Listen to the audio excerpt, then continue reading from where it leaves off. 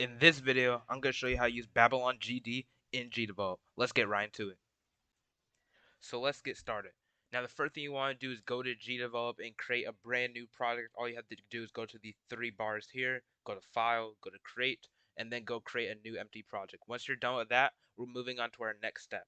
Now we're going to be learning how to use the 3D extension that's called BabylonGD. I'm going to link the creator to the extension in the description of my video so you can go check him out, subscribe to him because he's very good at programming this extension and I hope he keeps continuing to edit it.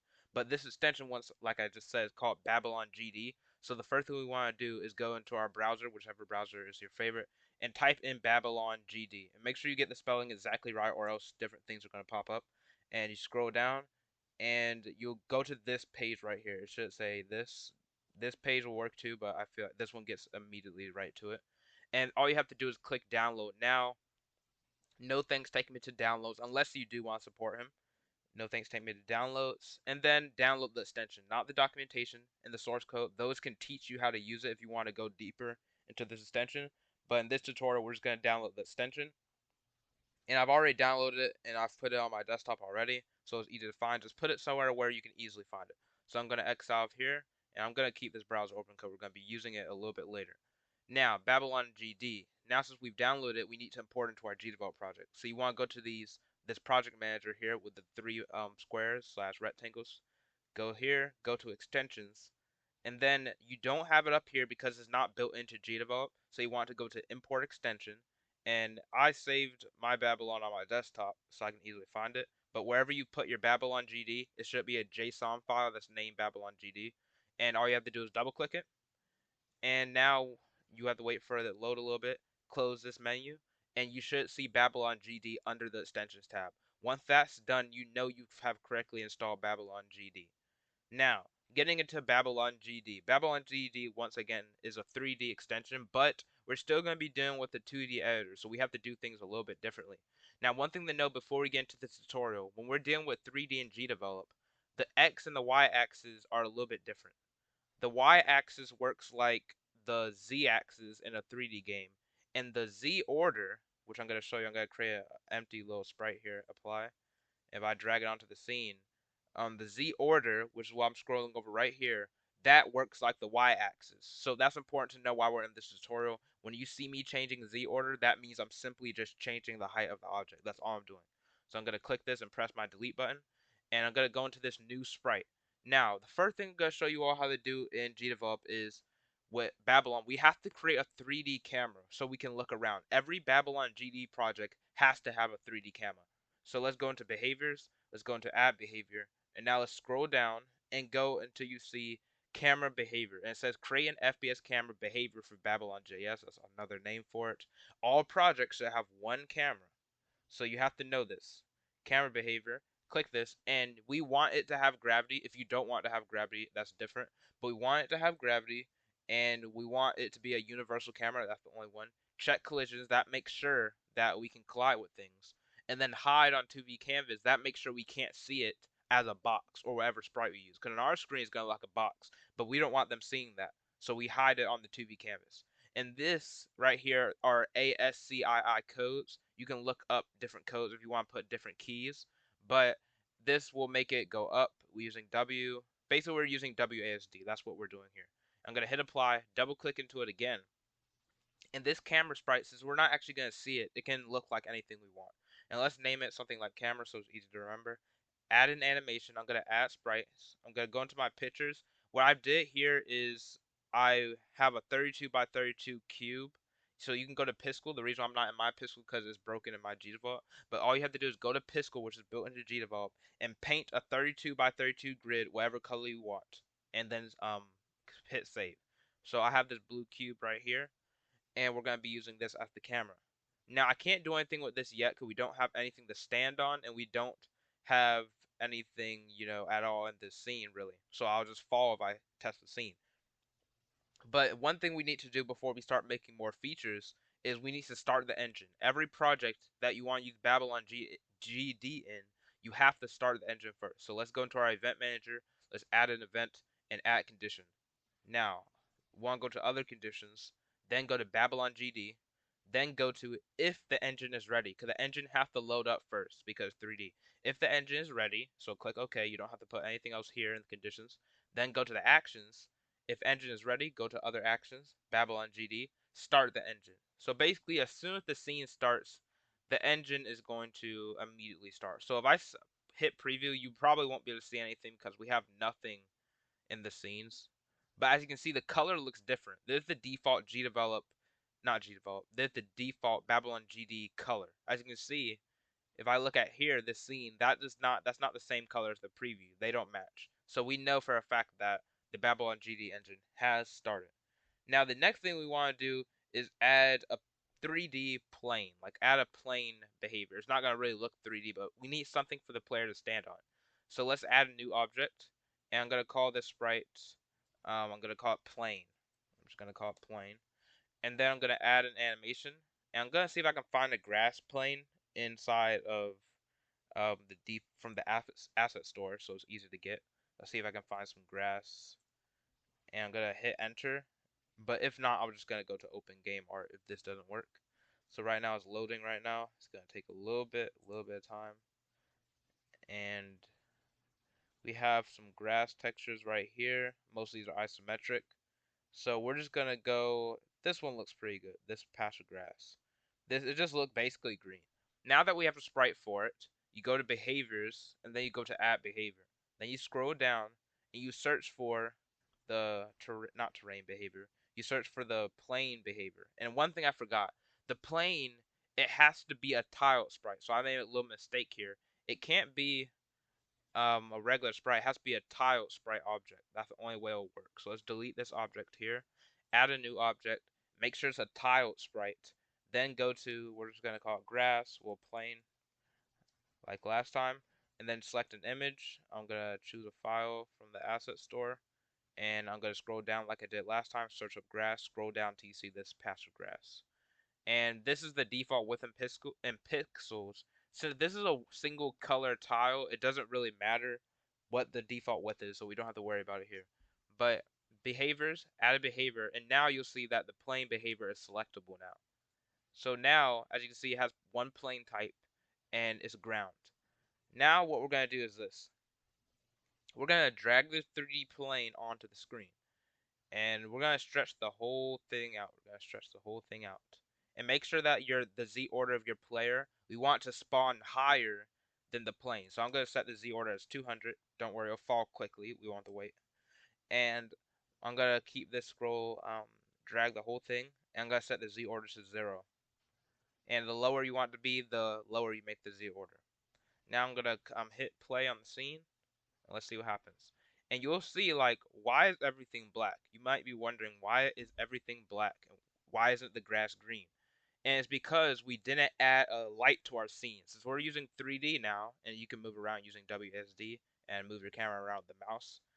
Now that we're using 3D in Gdevelop, we have to use lights. So let me show you how to add in light. Now, lights are a little bit incomplete in BabylonGD. They kind of all work the same for my testing. They didn't really have much differences, but you can also do some experimenting yourself to just play around with them. But I'm going to call this light and make sure it's a sprite object. Add an animation. I'm going to add another test sprite. There's a red cube. Like I said, once again, you can go to Pisco and just color a cube. This can be anything you want. Go to behaviors, add a behavior, scroll down until you see light behavior. Now, if you look at the light types, you'll see these other things like point light, directional light, spotlight, hemispheric light, but in reality, they all work the same. I don't think he's actually programmed them to be different, because from my testing, they all worked exactly the same. So let's just put hemispheric light, because that's supposed to cover the whole scene. Intensity controls how bright, um, it controls how bright the light is. If you want your scene to be really bright, you want to set this high. For my testing, a good neutral value is 3. Of course, you can do some more testing depending on what game you want. And vector 3 array. If you've ever did some type of game development, vector 3 is basically X, Y, and the Z axis. That's what basically it is. So we can control the position of the light of in terms of using this vector 3 array. So I want it to be 100x. I can make it 100x. And this third one is Z. I could put 200 and keep the Y the same. And let's apply it. Make sure the light is dragged onto the scene or else it won't work. It can be anywhere on scene, it doesn't matter. And then hit preview. And as you can see, now I have lighting. As you can see, the vector 3 position doesn't really matter because hemispheric light covers the whole scene anyway. But now, as you can see, it's green now. Everything is green. And that's how it's supposed to be.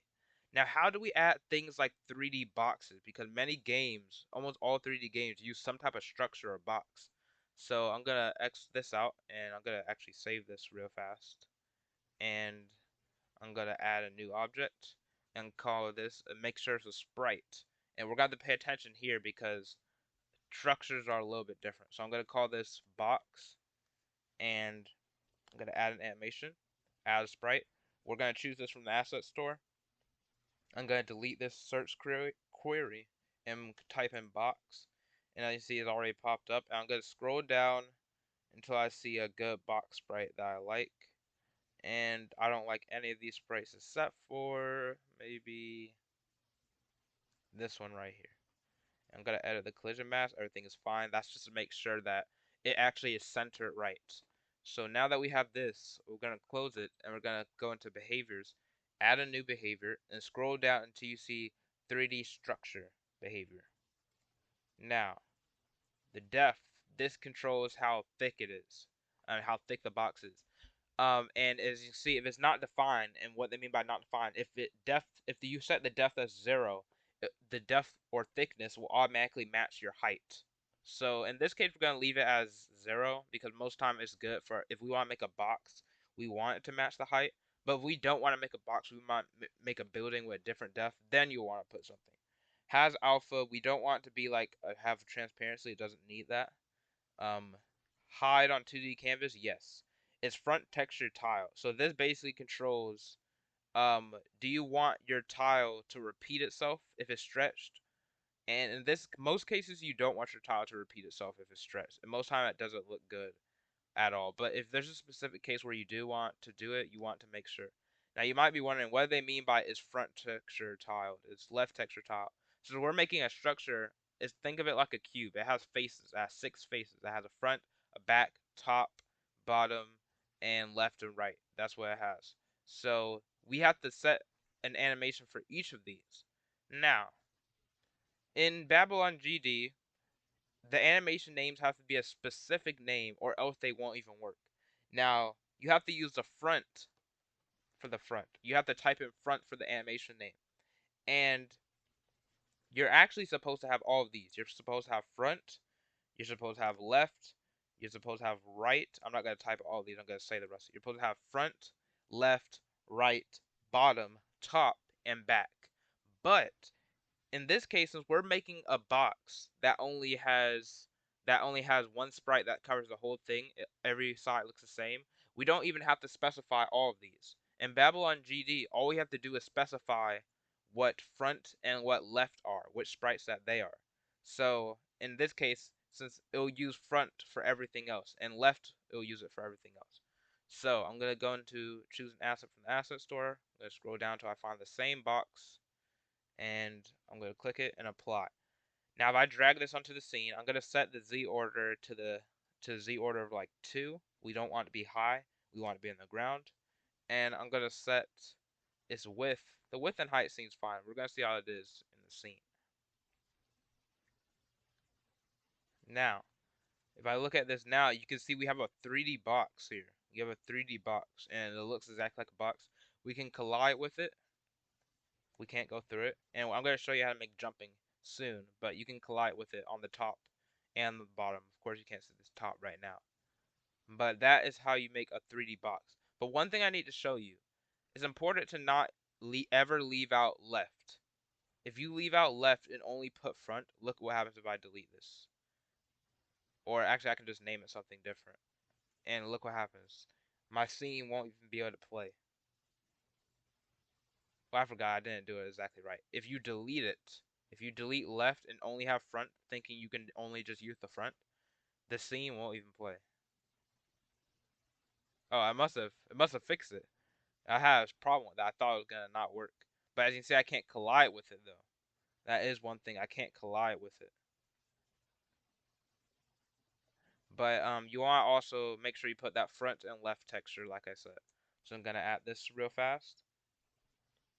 I'm gonna add the same sprite from the asset store, and I'm gonna go to this box that we saw earlier, and we're gonna leave it at that. Now, the next thing we want to do is how do we program a jump in BabylonGD? How do we program controls for things? I'm gonna go to Untitled Scene and Events, add a new event, and we want to put if the player presses space, we want to jump. So how do we do this in BabylonGD? We have to do things a little different. So we have to put add condition and go to other conditions. If key is pressed, don't use key code or else we'll have to put in a specific key code. If key is pressed, enter a key catcher. You might be wondering, how do we enter space? Well, you enter space by putting space. You put space, and this will mark it as space. And if space is pressed, you want to go click on camera, and then put make the camera jump. Now, you want to specify two things. How high you want to jump in terms of pixels, and then the time it takes for it to reach the maximum peak of his jump. Now, that's measured in milliseconds, not seconds. That's important to know. Now, I want to jump 400 pixels, that's not too much. And then in milliseconds, I want to reach it in half a second. So since half a second is 1000 milliseconds. So if we want to do half a second, we'll put 500 milliseconds. And now put OK and preview this. And the jump is not perfect. He didn't program it to be perfectly fluid, but it works. I can jump and it goes back down. But you'll know one problem. If you keep pressing space, I can just keep infinitely jumping forever. So how do we limit this? It's very easy. So I'm going to X out of this and go to this condition, add a condition, go to other conditions, and put and. So we want to know if the player has pressed space and if the player is on the ground. So I'm going to add a new subcondition, click the camera, and it already, BabylonGD already has a behavior for this. So if the camera is on the ground, click OK. And now if I preview, I won't be able to just jump forever. I won't be able to just jump forever. I have to actually press space. Now, I'm going to show you one more thing before we leave, and I'm going to also tell you about something else. Now, we have two more behaviors left. Well, let me add a new object. Let me add a new object and go into sprite, go into behaviors, add behavior. Now, you'll see these behaviors. We have sky material, skybox. For my testing, skybox didn't work very well. There's not that much information on how to make them work. They do work, just know you may have to talk to the developer because there isn't too much information on how to get these correctly working. Now, terrain behavior. I have a video on terrain because terrain is a very deep topic for Gdevelop, and I have a video on this. It should be in the top right corner of the screen right now, but it's called 3D terrain in Gdevelop, and this video teaches you how to make terrain using BabylonGD. So you can go there if you want to learn how to make terrain. But since that'll take really long, I won't cover it in this video. Just go ahead and watch the other one. But we're going to add one more thing, the sky material behavior. Is a good thing because since the skybox behavior doesn't really work as expected from off the documentation, you have to use the sky material until we get some further information. But just know that you can get this working. You may have to just do some more experimenting. I'm not saying it's impossible.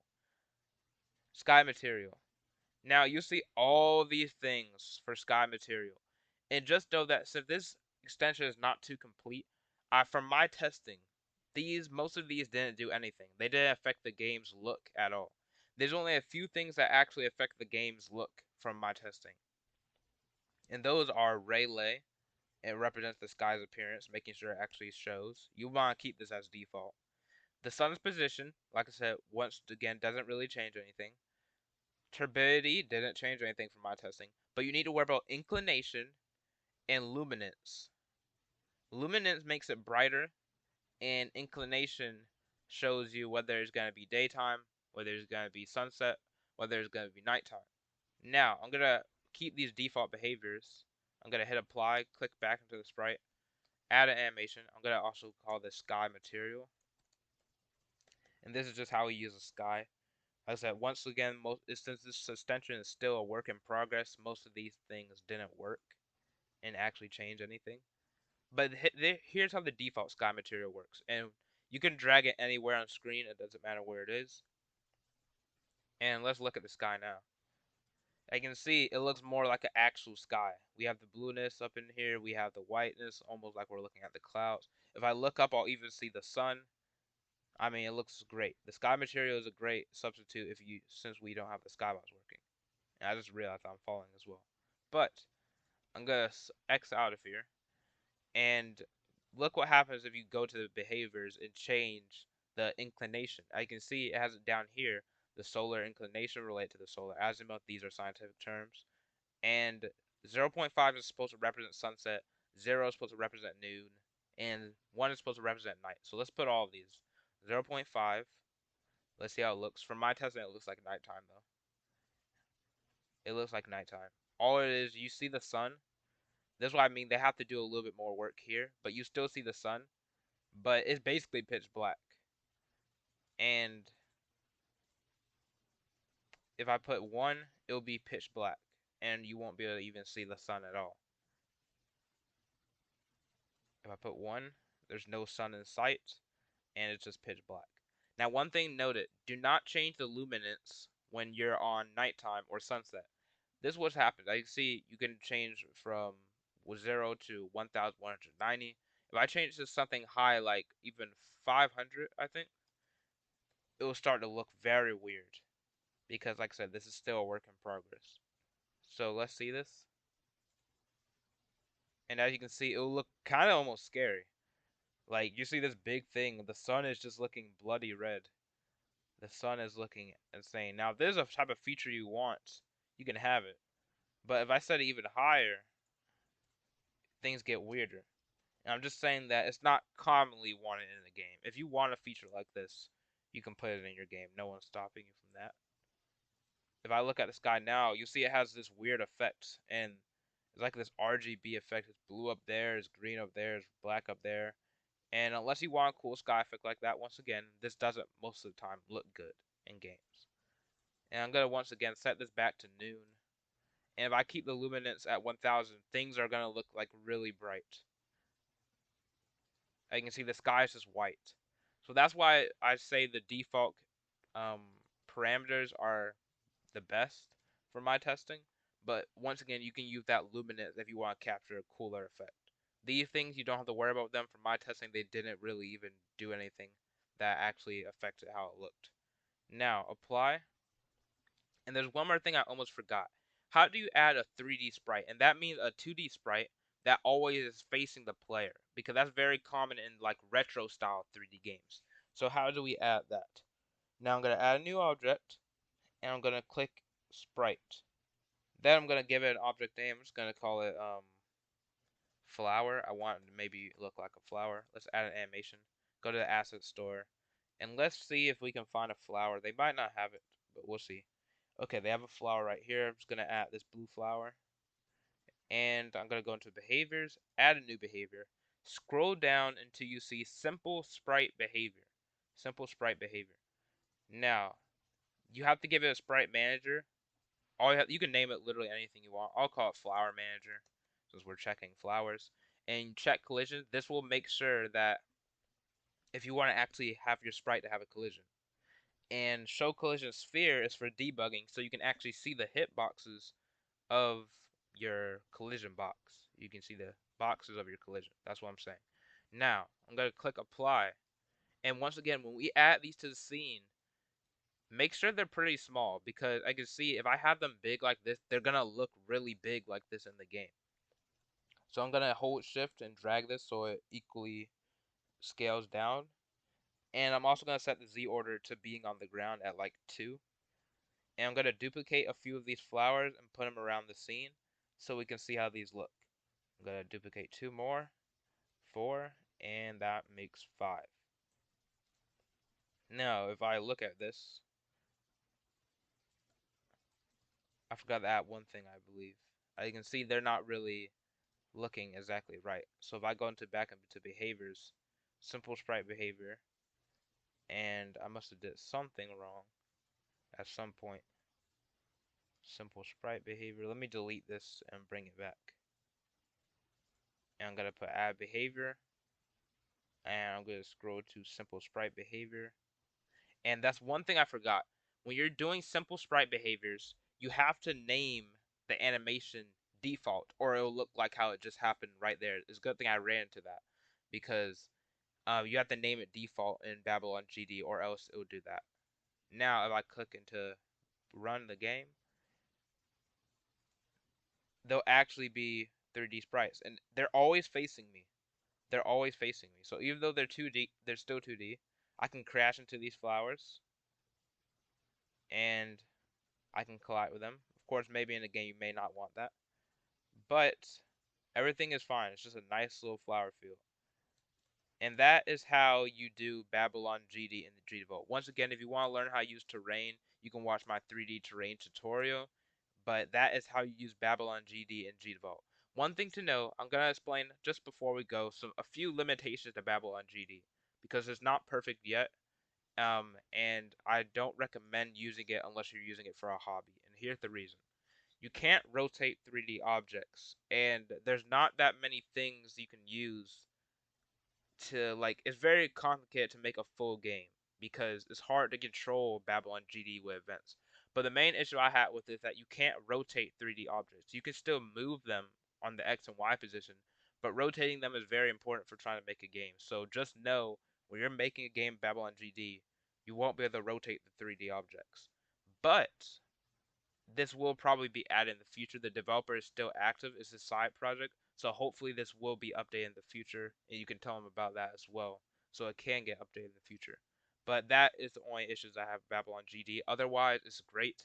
It's the only 3D engine, well, 3D extension with terrain capability, and that's really good. That's extremely, extremely good, and that's very like futuristic. So I want to thank you all for watching this video. If you enjoyed the video, please like, subscribe, and hit the notification bell so you never miss out on any more Gdevelop tutorial content. And with that, I want to once again thank you all for watching, and I'll see you in the next video. See ya.